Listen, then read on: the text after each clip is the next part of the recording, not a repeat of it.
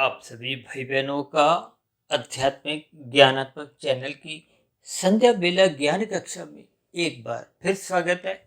आज की चर्चा का विषय है मन का भ्रम दूर करें।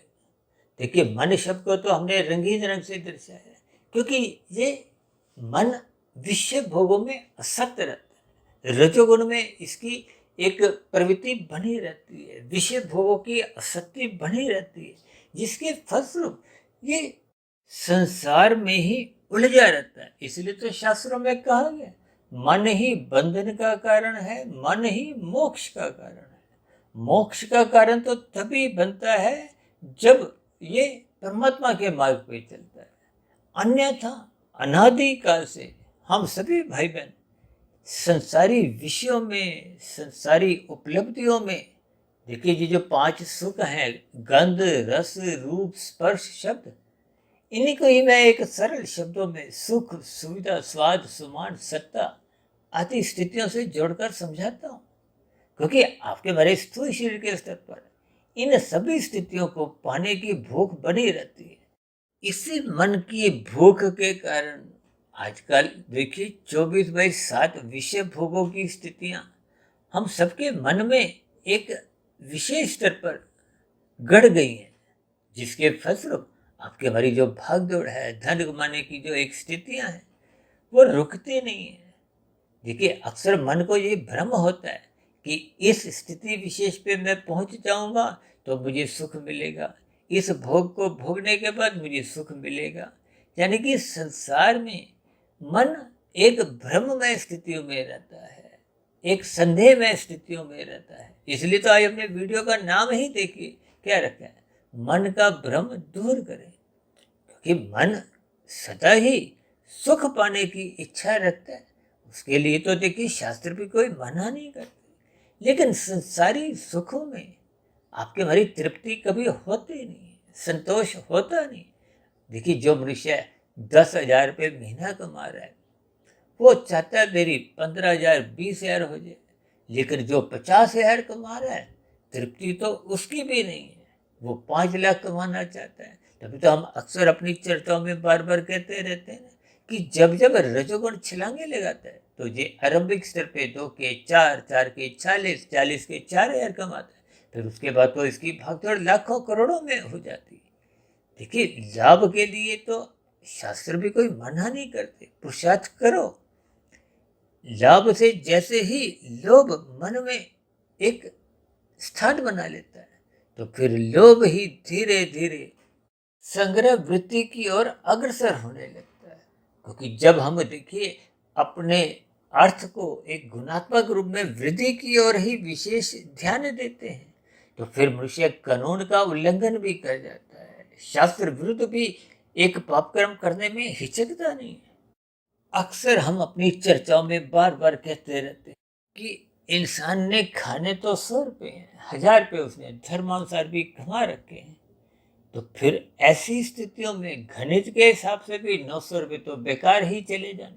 क्योंकि भौतिक जगत में हम जितनी भी उपलब्धियां हासिल कर लेते हैं, वो स्थूल शरीर से ही संबंध रखते हैं, और स्थूल शरीर की मृत्यु तो निश्चित है। तो फिर स्थूल शरीर की मृत्यु के साथ ही ये सभी भौतिक उपलब्धियां समाप्त समझी जाती हैं। जबकि मनुष्य इन भौतिक उपलब्धियों के लिए जितने भी अनीतिगत कार्य करते हैं, अब उदाहरण के लिए जब वो संग्रह वृत्ति में भागदौड़ करता है, छलांगे लगाता है, तो फिर वो 1000 पे नहीं रुकता, लाख पे नहीं रुकता, फिर वो करोड़ों की दुनिया में अधिक से अधिक संग्रह वृत्ति उसको रुकने नहीं देती।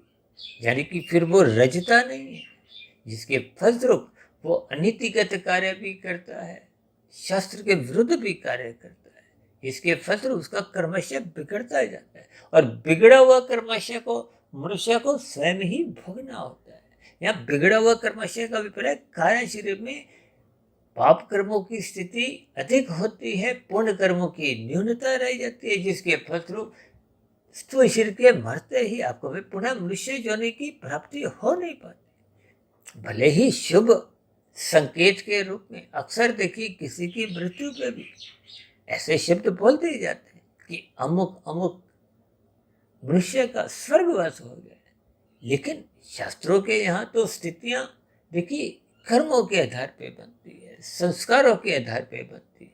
और जब कर्म बिगड़ते हैं तो संस्कार भी बिगड़ने लगते हैं, और बिगड़े हुए संस्कार ही मन बुद्धि के स्तर पर बार बार फुरने उठाते रहते हैं। ये फुरने ही फिर स्थूल शरीर के स्तर पर ज्ञानेंद्रियों को धक्का देते हैं, पांच भोग्य विषयों का सुख भोगने पर विवश कर देते हैं, और कर्मेंद्रियों को भी चैन से बैठने नहीं देते।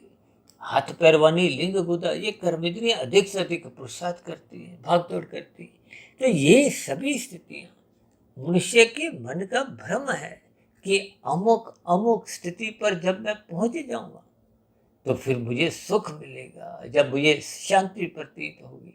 जबकि शांति का अभिप्राय, संतोष का अभिप्राय मन की स्थिति से है। जबकि मन पुराने में टिकता नहीं है और नए को प्राप्ति के लिए ही छलांगे लगाता है। ये मन की एक कमजोरी है। इस कमजोरी को दूर करने के लिए ही इसके ऊपर एक बुद्धि तत्व रखा है। बुद्धि समझने की एक शक्ति रखती है। समझने की शक्ति का अभिप्राय क्या है कि वो शास्त्रों का स्वाध्याय करते हुए, गुरु के प्रवचनों को सुनते हुए मन को समझा सकती है। इसीलिए तो शास्त्रों में देखिए मन के ऊपर का जो तत्व है वो बुद्धि तत्व है। भगवान श्री कृष्ण जी ने भी गीता में अर्जुन के रथ के जो 5 घोड़े हैं वो अमर्यादित विषय भोगों की गलियों में भागे नहीं। इसलिए उनकी लगाम मन को ही अपने हाथ में रखा है। यानी कि आपको में मन को एक नियंत्रित रखने के लिए, इस भ्रम जाल से बाहर लाने के लिए आपको में बुद्धि के अधीन, यानी कि बुद्धि का अभिप्राय क्या है? देखिए बुद्धि का परमात्मा ने अपने एक स्वयं की बुद्धि बताई है। यानी कि आपको में परमात्मा की सम्मुखता बनानी होगी। परमात्मा की सम्मुखता बनाने का अभिप्राय बुद्धि में विवेक शक्ति जगानी होगी, बुद्धि को सात्विक बनाए रखना होगा, बुद्धि को निरंतर ये सत्संग की खुराक देनी होगी। गुरु के प्रवचन जब बुद्धि निरंतर सुनती रहती तो उसमें विवेक शक्ति जगने लगती है। विवेक शक्ति जगने पे शास्त्रों की बातों का जो एक निचोड़ है वो समझ में आने लगता है कि आपका मेरा मिला हुआ जीवन किस दिशा की ओर जाकर एक संतोष में स्थिति में पहुंचेगा। क्योंकि संसार द्वैत स्थिति में है, सुख के साथ दुख सदा ही जुड़ा रहता है। ऐसी कोई स्थिति नहीं है, चाहे कोई प्रधानमंत्री हो, राष्ट्रपति हो, बड़े से बड़ा उद्योगपति हो, फिल्मी जगत का सुपरस्टार हो, खेल जगत का नामी गिनामी खिलाड़ी हो, सबके जीवन में देखिए दुखमय स्थितियां बनी रहती हैं। और अब तो किसी देश में देखिए प्रधानमंत्री के साथ भी कुछ ऐसी स्थितियां पद के साथ जुड़ गई हैं। यानी कि ये सुख दुख की स्थितियों के पीछे का कारण आपको में तलाशना होगा।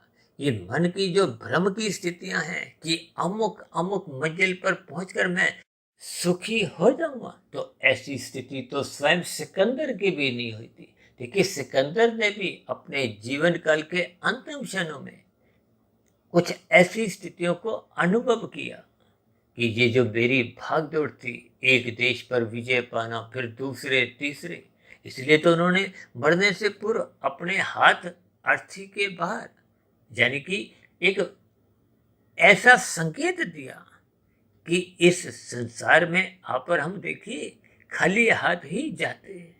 यदि हम आध्यात्मिक उन्नति कर लेते हैं तो वो आपके मेरे जीवन की एक शुद्ध कमाई है। और आध्यात्मिक उन्नति के दरवाजे मनुष्य के तभी खुलते हैं जब मन बुद्धि की लगाम द्वारा एक नियंत्रित रहता है। और बुद्धि का अभिप्राय क्या है? वो सात्विक बुद्धि जिसमें विवेक शक्ति जगने लगती है। ये विवेक शक्ति जगते ही मन बुद्धि के नियंत्रण में रहता है, जिसके फलस्वरूप मन के संशय, संदेह, भ्रम सब दूर हो जाते हैं। मन बुद्धि के स्तर पर संतोष की स्थितियां सहज ही बनने लगती हैं, और उस संतोष में ही मनुष्य को एक सुखद स्थितियों का अनुभव होता है। देखिए ये सभी स्थितियां आपको में ज्ञान पूर्वक समझनी होगी, क्योंकि माया कहो, प्रकृति कहो, ये जितने भी सुख हैं, चाहे बड़े से बड़े पद के हों, चाहे बड़े से बड़े उद्योगपति के पास हों, चाहे फिल्मी जगत, चाहे खेल जगत के नामी गिनामी मनुष्यों के पास हो, ये आनंद का लेश मात्र भी नहीं है। यानी कि ये 1% की स्थिति आप समझ सकते हो। जबकि परमात्मा तो आनंद स्वरूप सत्ता है। जबकि ये माया माया जिसको प्राप्त करने के लिए मन बेचैन रहता है, ये तो एक द्वैत स्थिति है। सुख के साथ दुख जुड़ा रहता है।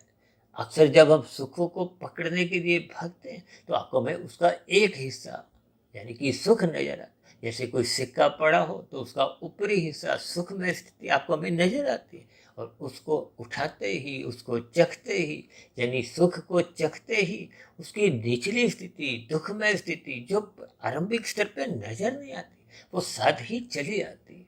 इसका अभिप्राय क्या है कि भौतिक जगत ये द्वैत स्थिति में रहता है। दिन रात, गर्मी सर्दी, लाभ हानि, सुख दुख, ये निरंतर बने रहते हैं। इन सभी स्थितियों को आपको में ज्ञान पूर्वक समझना होगा। यानी कि इस मन को निरंतर श्रद्धा पूर्वक सत्संग में लगाना होगा। श्रद्धा पूर्वक सत्संग में लगाते लगाते ये मन धीरे धीरे टिकने लगता है। टिकने पे ही फिर उसका सत्संग श्रद्धा पूर्वक होता है। श्रद्धा पूर्वक किए गए सत्संग का फिर चिंतन मनन जब हम ब्रह्म मुहूर्त में करने लगते हैं तो आपके बारे स्वभाव सुधरने लगता है। स्वभाव सुधरते ही शुभ संस्कार बनने की दिशा की ओर आप और हम चलने लगते हैं। देखिए, शुभ संस्कार आरंभिक स्तर पर, मन बुद्धि के स्तर पर बहुत ही हल्के हल्के बनते हैं। फिर निरंतर जब ये स्थितियां आपके हमारे जीवन में बनी रहती है, यानी कि जब हम चिंतन मनन शोध की स्थितियां निरंतर बढ़ाते हैं, देखिए 1 से 10 की स्थिति एक आरंभिक स्थितियां हैं, और 10 से फिर 100 की स्थिति जो कार्यशील में शुभ संस्कार बनाने की स्थिति है, उसमें समय लगता है। देखिए, एक अच्छा संस्कार बनाने में ये पूरा जीवन भी छोटा पड़ जाता है। जबकि बुरा संस्कार तो देखिए आपके हमारे जीवन में कुसंग से बनते रहते हैं। देखिए, कुसंग आरंभिक स्तर पर ही 10 से आरंभ होता है, यानी कि स्थूल शरीर के साथ मन बुद्धि जुड़े होते हैं, तभी तो कुसंग होता है। यानी कि फिर वो 10 से 12, 15, 20, और बार बार जब हम कुसंग करते हैं, पुनरावृत्ति होती है, तो फिर वो ऐसा बुरा संस्कार बहुत ही जल्दी कारण शरीर में स्थित हो जाता है, पहुंच जाता है। जबकि अच्छा संस्कार देखिए आरंभिक स्तर पे तो राजसिक ऋषियों का सत्संग ही बेमन से होता है, यानी कि अभी श्रद्धा नहीं होती, तो फिर वो तो स्थिति आप 0 की समझ सकते हो। यानी कि वो विषय माइनस से, पाप कर्मों से तो कम बच ही जाता है। फिर जब श्रद्धा पूर्वक सत्संग होता है तो उसको आप 1% की सफलता, और उस श्रद्धा पूर्वक किए गए सत्संग की जब हम चिंतन मनन की स्थितियां ब्रह्म मुहूर्त में अपने बनाने लगते हैं तो फिर वो 10% की सफलता है। अब 10 से 100 पे जाने के लिए 1 वर्ष, 10 वर्ष, 20 वर्ष, पूरा जीवन भी छोटा पड़ जाता है। इन सभी स्थितियों को आपको ज्ञान पूर्वक समझते हुए परमात्मा को पाने की दिशा की ओर, यानी कि मोक्ष का लक्ष्य आपको हमें अपने जीवन में बनाना चाहिए, ताकि ये मन के जो एक भ्रम की स्थितियां हैं ये दूर हों। इस दिशा की ओर हम जितना जल्द बढ़ेंगे उतना आपका हमारा जीवन सुखमय बनेगा, आनंदमय बनेगा। तो ऐसी सभी सुखद स्थितियां आपके हमारे जीवन में भी बने, ताकि आपके हमारे मन के भ्रम दूर हों। इन्हीं शुभकामनाओं के साथ चर्चा विशेष को अब यहीं विश्राम देते हैं। कल सुबह फिर मिलते हैं ब्रह्म मुहूर्त ज्ञान उपदेश कक्षा में। तब तक आप अपने आध्यात्मिक मित्र सुधीर भाटिया फकीर को इजाजत दें। फिर भी वीडियो संबंधित कोई बात आपको समझ नहीं आई हो, या कही गई बातों पर आपकी किसी प्रकार की कोई आपत्ति हो, शिकायत हो, तो आपके प्रश्नों का, सुझावों का और शिकायतों का नीचे दिए गए कमेंट्स बॉक्स पर सदा ही स्वागत है। आप सभी भाई बहनों को बहुत बहुत शुभ रात्रि, और सुबह ब्रह्म मुहूर्त में उठने के लिए, मन के भ्रम दूर करने के लिए मेरी ओर से बहुत बहुत शुभकामनाएं।